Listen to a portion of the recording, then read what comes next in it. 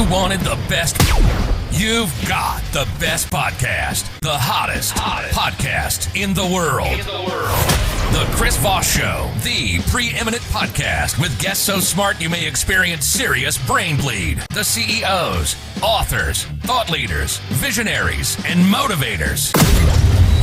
Get ready. Strap yourself in. Keep your hands, arms, and legs inside the vehicle at all times, because you're about to go on a monster education roller coaster with your brain. Now, here's your host, Chris Voss. Hi, folks. This is Voss here from the ChrisVossShow.com. Ladies and gentlemen, the Iron Lady sings that makes it official. Welcome to the show. We certainly appreciate you guys. For over 16 years and 2,200 episodes, we've been bringing the Chris Voss Show, the CEOs, the billionaires, the White House presidential advisors, Pulitzer Prize winners, the great authors, the minds that come share their cathartic experiences and journeys and how they overcame them, as their stories on how you too can be more successful and get through some of the trials and tribulations of your life. Because if you don't have any trials and tribulations, I don't know, are you alive? Go to goodreads.com/Chris Voss, LinkedIn.com/Chris Voss, Chris Voss 1, the TikTokity, and Chris Voss 1 out there. As always, we have the most amazing people on the show. We have a wonderful young lady on the show with us today. Michelle Jacobik joins us on the show. Her latest book came out September 26, 2022, called The Path to Profits, an Entrepreneur's Guide to Having It All and Still Having a Life. Sounds like a book that I need, because I've been self-employed since 18. I'm trying to still figure out what was this having a life about. So we'll get that from her as well. She is a leading voice in financial empowerment and best-selling author of the aforementioned book and The Path to Profits and Prosperity After Divorce. Michelle is passionate about helping people take control of their finances and achieve profitability in life and business. I hear profitability is good in business. Yeah.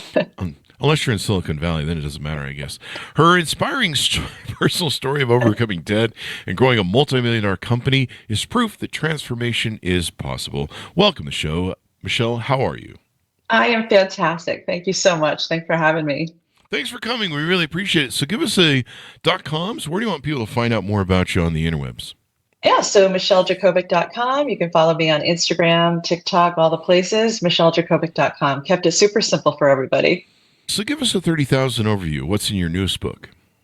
Yeah, so in my newest book, The Path to Profits, an Entrepreneur's Guide to Having It All and Still Having a Life, it is broken into 3 different sections, right? The first one is, if we aren't clear about what it is we want to create, we show up in business and in life wondering 20 years later, 10 years later, 3 years later, how the hell did I get here? A lot of stress, a lot of disconnect from the thing that we thought we were going into business to do. And we find ourselves not necessarily on the bright road that we were setting out for, but in a darker place. And that's just the gist of the road of entrepreneurship, because it isn't just all roses, as you said in the beginning, right? There's a lot of challenges. And so the book is broken down into vision, which is getting super, super clear about your core values, your personal core values.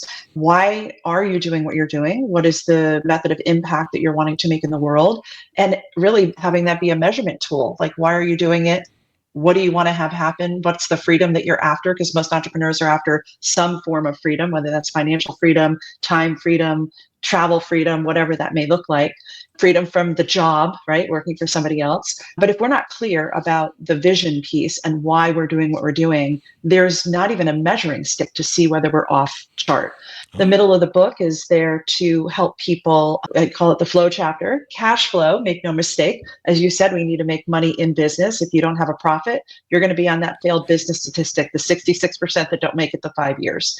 And then the final pillar of the book is about grow. And for me, grow is, how do you get more visibility, more people to understand what you're doing, that you're doing it? Because again, if people don't know about you, they're going to be doing business with somebody that maybe is out there talking in a different visibility light. And then bringing those 3 pillars together to maximize your profitability in business. Definitely. So I love that. I love that. The why of things. A lot of people, they just get caught up in the business. They're like, hey, I want to start a company and maybe be my own entrepreneur. But I don't think about why that's important to them. And, a lot of people, when I got into being an entrepreneur, I didn't know really what I didn't sit down and go, I'm going to be an entrepreneur. I was just like, I need some bucks. My own ass is Yes. I either gotta leave the house at 18 or I gotta go start a business. And so that's what I did. I started a business after getting fired from McDonald's. Yeah. And but there really wasn't like a why beyond that. Like after a while, you started asking yourself, like, why do I do this? This is a real pain in the ass. Yeah, I'm right with you, Chris, because here's what happened for me. The same exact scenario, right? We talk about dating ourselves. Like today, kids can stay on health insurance till they're 26 years old. For me, it was 18 too. So I hear you. And that was the thing. You got to get a job. You need to get health insurance because you got to get the hell off ours. And I just remember thinking, okay, I'm not going to be stressed the way that I saw my parents stressing. I felt, my mom and grandmother, I watched them, my own story was that they were stressed, right? My story was my mom had a vacation club and put $5 a week in. My mom had a Christmas club and put so many dollars a week in. My interpretation of her methodology around how she broke up money was very different. Mine was like, I'm not going to do that. I'm going to make six figures. I'm going to answer the ads for sales and all the things. And it's funny because, again, I think from an early age, the path to entrepreneurship many times is lit very lightly when we're younger. But I didn't have any entrepreneurs in my family. My parents both, we came from humble upbringings. They both worked for a municipality. My dad was a blue collar guy, worked for the Parks and Recs department. My mom worked in the finance department for a municipality. And I just remember thinking that seems too hard. That path to a pension and lifetime medical at the time seemed too hard for me. And when you have that spirit of being able to create money at a young age, my parents didn't know how to speak into that. So today as an entrepreneur, one of my favorite things is speaking into that and letting my children who are now grown adults and also entrepreneurs know that there's this spark that you may have and other people might be blowing out that candle and blowing out the light. But it comes, I think the first thing is, what is that inspiration coming from? And in today's world, there are so many ways that you can create money. For me at 19, I left out of the house and I thought I had a whole sense of adult confidence right along with a vision board that had all of the things that I wanted on it. And to your point, I wasn't thinking about my why. I was thinking about what am I going to get? What vacation am I going to take? What car am I going to drive? All the things, right? I was Tony Robbins on speed dial, and I just thought I'm going to hit it all. And I think that many times that's what happens, right? We come in and we start going after. We're in the chase of the things that we believe entrepreneurship will bring us. And what we really find when we start to peel back the layers, when we get to the success and you're not happy or you're not feeling fulfilled, that happens for so many people, right? They get there and where is there? You get there and it could be you're financially strong, but it's like, why am I not feeling happy? And that's exactly what happened to me. Like first I fell on my face and ended up with mounds of credit card debt because I had no financial maturity. Oh, wow. And then I cleaned it up and figured out those pieces, got out of the chains of guilt and shame and the things that I walked through, all great lessons, and then showed up and built this great business that was literally sucking the life out of me. Loved what I did, but I literally gave it all, and everything else in my life got crumbs. Yeah. And so the book was birthed from a place of how can we have the business and the dreams and the things that we inspire to do, the impact that we want to make, but be intentional about what we're building. And I truly believe that getting clear about the life you want to create and then aligning the business to that is exactly how you get there. And creating a balance. I think that's what you're saying, is making it so that you don't feel like you're just burning one end of the stick and you're just, or both ends, I guess, and you're not balancing your life out. A lot of entrepreneurs, we tend to do that at the start. We're just like, we'll just burn hard the first little while, build a business, and then we'll balance it out later. Hustle. That's right. And I think that, it's one of those things that when we're talking about my parents, right, I'm thinking about my dad, and he would get in, he'd throw us all in the car on a Sunday to take that Sunday drive, right? No map, no GPS, no nothing. Right. And he would just navigate. Oh, where are we going today? Don't worry about it. Get in the back seat. Fun Sunday drive. Get in the back seat.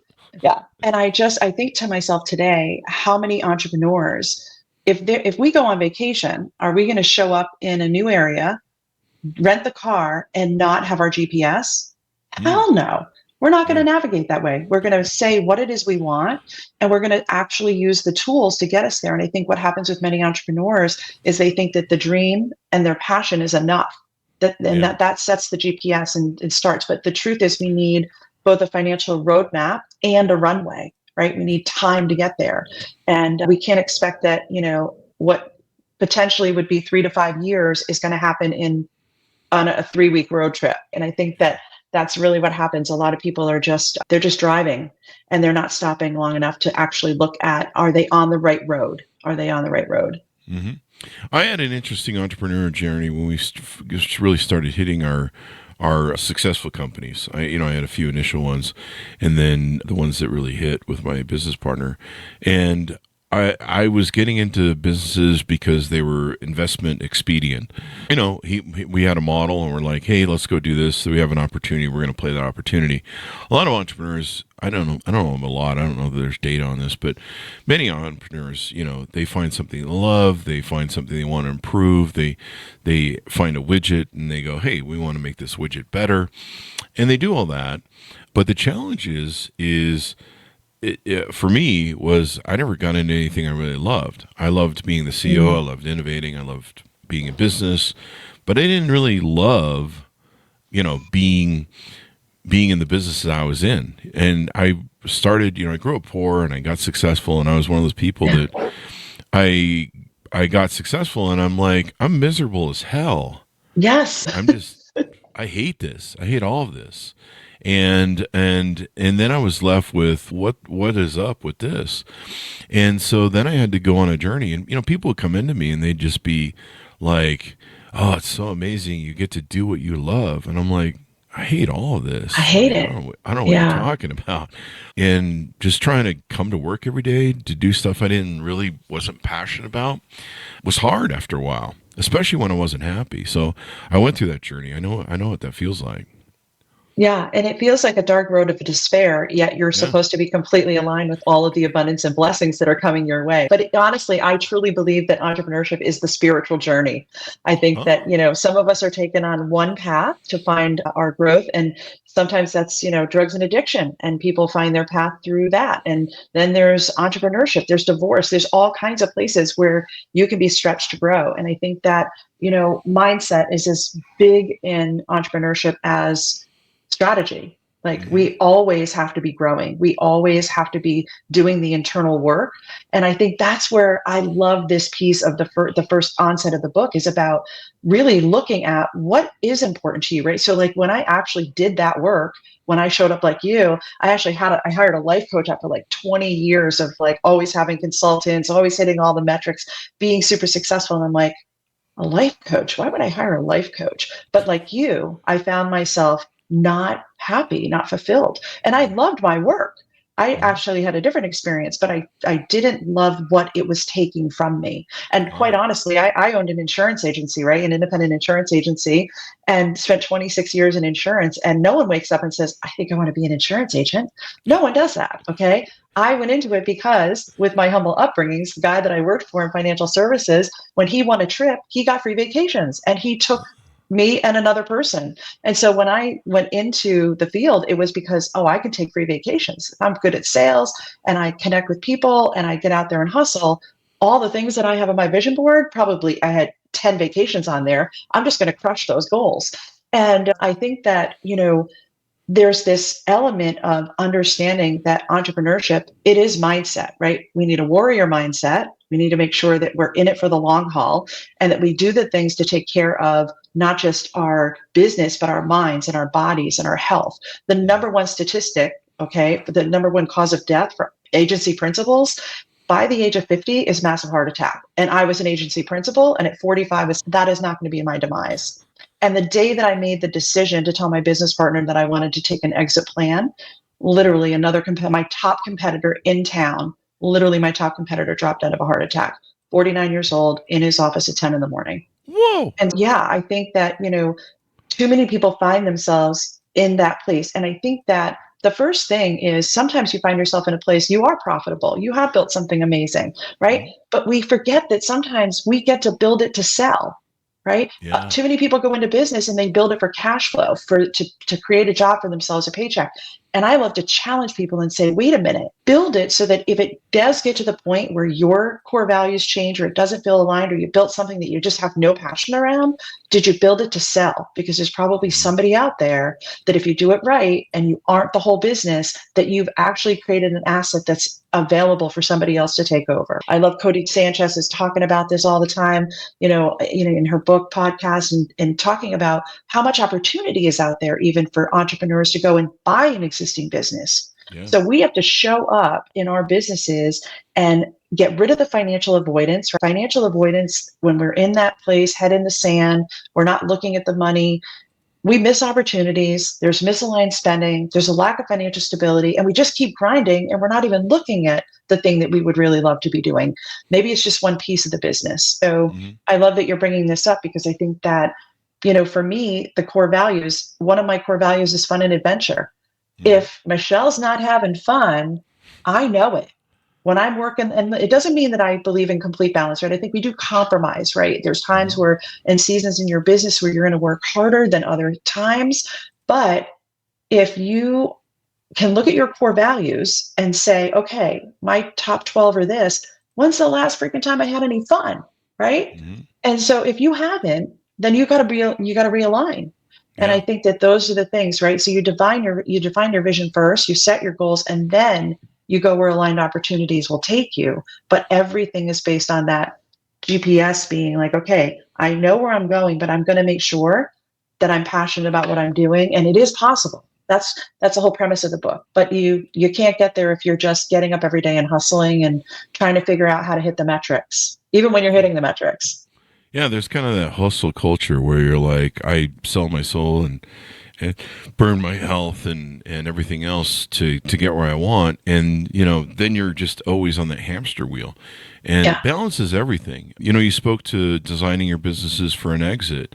That was something I never thought of. I always thought of building empire, building companies that would last me forever. And then I found out that, sometimes cyclical nature of business and markets, 2008 recession, things come at you that you don't see. And so many times, you may want to sell those businesses. There were businesses that, like I said, when I started getting tired of everything, I was like, I really wish I could sell this to somebody or get rid of it. I made a huge investment in it of time and money, but we didn't build our stuff to sell. And, we've had a number of authors like yourself on the show that have come on that talk about, using that sort of focus, building your stuff to sell so that you can do all that. And that's really important. It's good to get balance and have a life. I found that I was burning out so many different ways. I never took vacations. I learned that I needed to take weekend jaunts to take, just get away, go someplace peaceful. Searching for peace was a big deal for me. Yes. And trying to get that balance. What do you find with people that, trying to find a place to refill your bucket, find peace and some sort of way to do that? Yeah, I think you're 100% right. And it's different for everybody, right? For some people, I think the number one thing is turning off technology, right? We walk around with our phones, our emails on there, our social media, everything's there. And it's making a commitment to say, you know what, like in order for me to actually fill my cup, it can be a multitude of different things. It could be walking in nature. It can be listening, to just a meditation, but not having the phone right near you. How many people are like trying to listen to a guided meditation and then all of a sudden they're scrolling their social media? So how counterintuitive is that? Yeah. But I think that, it's finding what actually brings you back to center, right?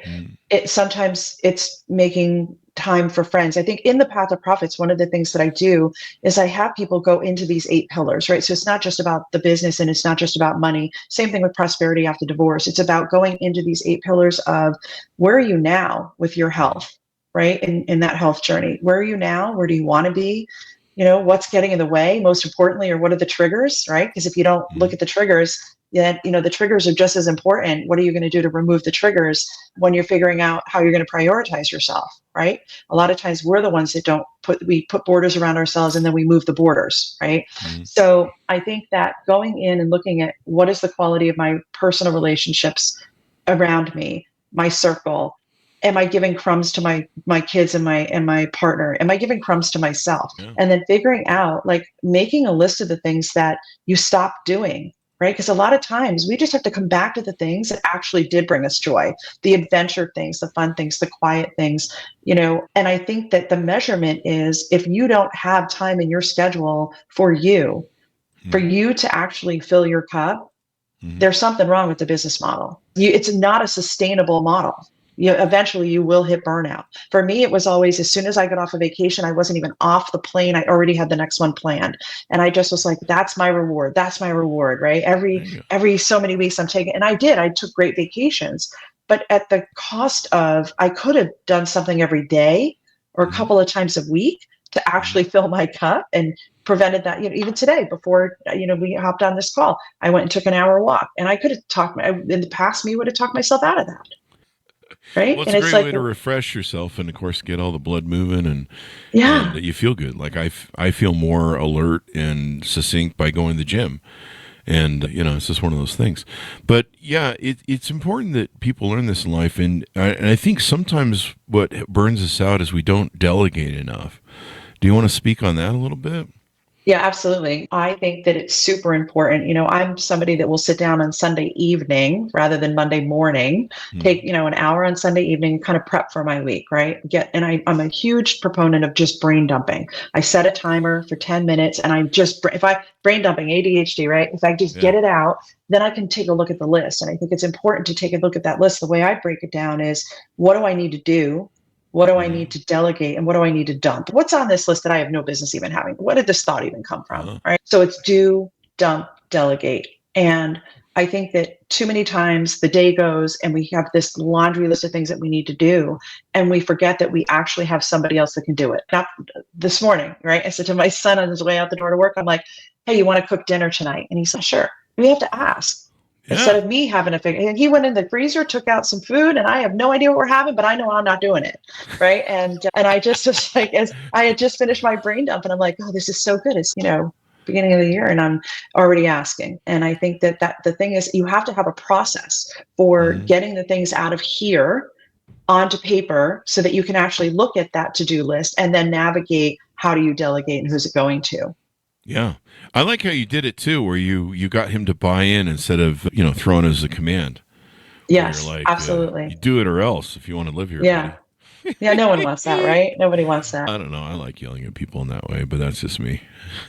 Yeah. Now, the next step of delegation is not having it come back to your list day after day after day. So the next step, and I realized this when he walked out the door, was like, I need to get more committal. We were empty nesters, and he just moved back here with us. We brought everybody home when COVID happened, and then they all dispersed back out again. And he's our youngest. He's only 20, and he just finished auto mechanic school, right? So he's getting his start and figuring out his path to get out back to his independence and freedom. And for me, it's like, I don't want to keep having this on my to-do list. So I'm going to actually ask for a commitment. Like, hey, what nights of the week do you want to cook dinner? Because a lot of times what happens is we don't actually take the next step, which is, how can we give somebody else ownership of the task and actually not have it be put on our list every single day, that then we have to figure out who to delegate it to. And I think that that's a big part of delegation, is finally removing it from our list and giving it to somebody else and not keeping it there. And I think that's one of the biggest problems that most entrepreneurs have, is they ask once and then they continue to keep it on their list, and they don't give full authority to the person that they know that they can do it. And then you let that person come back to you and let you know, hey, I can't do this today, and then it's back on your list, but it doesn't need to be there. Yeah, that's the way a lot of entrepreneurs burn out. They just try and do everything. They don't delegate it. They have this mindset they can do it better. I've been guilty of that in my history of owning businesses, and then they just fry, and so there's no balance there. Let's talk about some of the offers you have on your website. You've got several different things up there that you do and you help people with. Talk to us about some of the things you do there. My favorite way to align with people is, a lot of people read the book, right? They read The Path to Profits, and it's great. It's got great knowledge in there. At the end of every chapter, there's exercises. And most people, like me, they'll listen to an audiobook, right, first, and then they'll be like, hey, this resonates with me. I'm going to go back and do the work. And the opportunity to DIY it is right there for you. But there's so many people out there that just need that added support. They need accountability. They want to shorten the timeline. They want to get started now. They're finally ready to make that decision to have a different path, right?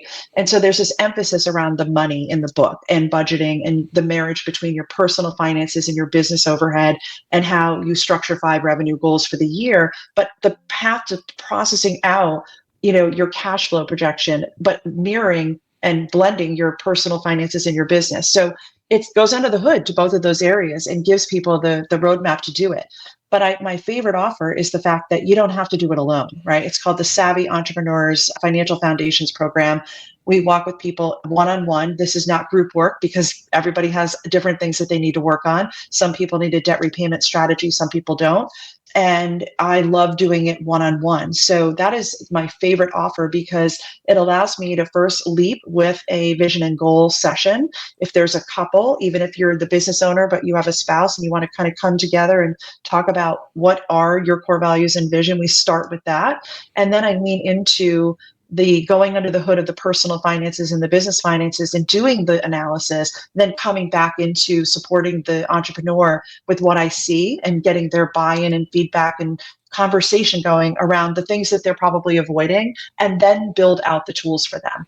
So they don't have to go figure out, dropping something in ChatGPT to create a spreadsheet for themselves or whatever. We actually build it for them and then walk with them for about 4 months. It's an 8-session program. I give them virtual envelope system. I give them the tools. I walk with them. They've got training wheels on until they have the confidence to walk on their own.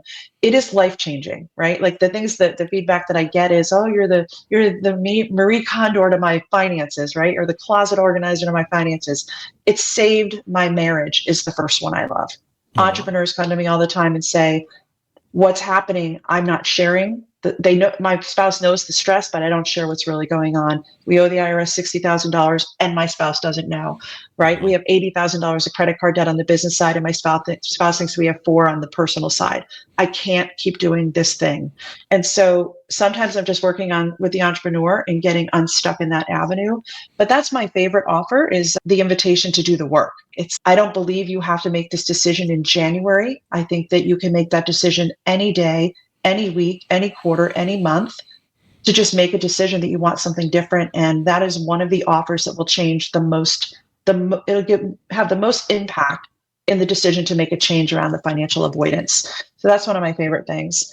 A couple of the other offers, I host 2-day drop-in masterminds where I love to incorporate travel in my business today, right? So how do I launch this business? I'll do events a couple times a year. I do drop-ins. Our next one is in March in Savannah. People show up on a Sunday night. I keep them real small and intimate. People are ready to do live events again. I love the small and intimate connections that I create in a room. So we keep it to 25 people and we mastermind. We literally, you bring your problem and we work on unclogging the kink in your business, or maybe it's your mindset even, and you make great connections because we're there together. We have lunch together, dinner together for 2 full days. And those have been great. I call them the Thrive Hives. We don't sell anything. That's the best part. There's no pitch fest, but people come out and they have new collaboration partners. They have new customers. It's a natural thing when you create an incubator of no judgment and connection. So that's, again, one of my favorite offerings. And then I do VIP weekends for the entrepreneur that needs to get out of their business. I live in Naples, Florida. I'm living my dream life. I love it here. It's 80 degrees today and sunny. And I love hosting. Once a month, I open up my calendar and I invite an entrepreneur into my home. And they show up on a Thursday and they leave on a Sunday. Everything's covered. We do 2 half days of business strategy with a couple follow-ups, but it gives me the opportunity to get the whole entrepreneur in the room, right? We go into whatever place they need to in the business, whether it's the financial stuff or an idea. Last person that came, she was going to launch a new business, ran cash flow, all the things, and it was a no. It was a no. Because again, how many entrepreneurs have that great idea, but they've done no market research? And when she brought me the numbers and all the different things, we pathed it out over 3 or 4 hours. And then the next day we worked on what is it if it isn't this, right? And today now she's out buying a business, rather starting from an idea that was from scratch that wouldn't have made her the money that she thought it would make. So I love doing the VIP offers as well. And then I do consultancy. And then how can people reach out to you? How can they on board with you or find out? The easiest way is to actually visit my website, michelleJacobik.com, and click on the link to book a call with me and let me learn a little bit more about your business and what your goals are and where you are now, and see if it's a right fit. I love talking with people. I don't have anybody doing my sales calls for me because I want to know where I can support you. What do you really need? Mm-hmm. Peter Roscoe chimes in off of LinkedIn. So many entrepreneurs focus on the end goal, but in reality, hundreds of thousands of small steps and goals truly make it successful. Yeah, absolutely, Peter. You're 100% right. Yeah. I mean, you kind of, when you first get into being an entrepreneur, you're kind of, you're very big picture and you're like, I'm going to be an entrepreneur, and there's so much problem solving that you have to do every day. I have often said that you just rename entrepreneurism just endless problem solving. Yeah, absolutely. Endless growth. Yeah. And, I think too, as we're talking about, if you're not in the ideal place, where do you begin? And we talked about like making a decision, right? Mm-hmm. I'm a firm believer that you got to have a win. When you make that decision to do something different, it's like, how can you create one small win so that you get motivated, right? So if people right now are looking at the financial aspects of maybe they're feeling pressured, they're married with debt, whatever, they want something different. My invitation is always make the decision to do something different and then carve out the time, right? Couple of hours to assess, right? This is a great time of year. All banks will give you your year-end summary, right? Credit card, you can pull your year-end summary and just sit down and look at what's the money in, what's the money out, what are the debts, what's the income, and then have a small win, cut something, sell something, right? Don't go into creation mode. Go into first, how can I have a small win before I figure out what to create, right? Because a lot of times we don't go under our own hood and figure out the things that we can cancel or change or, making some phone calls. I do a money recapture challenge that can be done any time of the year. And people can get that on my website as well and request it. And it's just a simple series of phone calls you're going to make to save yourself some money, cut subscriptions, make those phone calls. And I think that when you have a couple of wins, you start to be empowered again around your money, because a lot of people show up and they're just not empowered. Yeah. Being empowered about your money. I like the concept there. People need to do that. Give us your final pitch out. Tell people where they can onboard one last time, and we'll take it from there. Yeah, if you're an entrepreneur and you're looking for a true path to profits and want to get off the dark road of despair and into a better place, maybe you're just misaligned with your finances, maybe you're misaligned with your vision, right? And you need to get clear about what it is you really want to create. Reach out to me. I'd love to talk with you. It's michelleJacobik.com. Thank you very much, read the Michelle. book. Read the book. Listen to the book. Earn it. Order up wherever fine books are sold. Dial up. The Path to Profits, an entrepreneur's guide to having it all and still having a life. Thank you for coming on the show, Michelle. We really appreciate it. Thanks for having me. Thank you. And thanks, audience, for tuning in. Go to goodreads.com/Chris Voss, LinkedIn.com/Chris Voss, Chris Voss One, the TikTokity, and all those crazy places on the internet. Be good to each other. Stay safe. We'll see you next time. And that should have us out.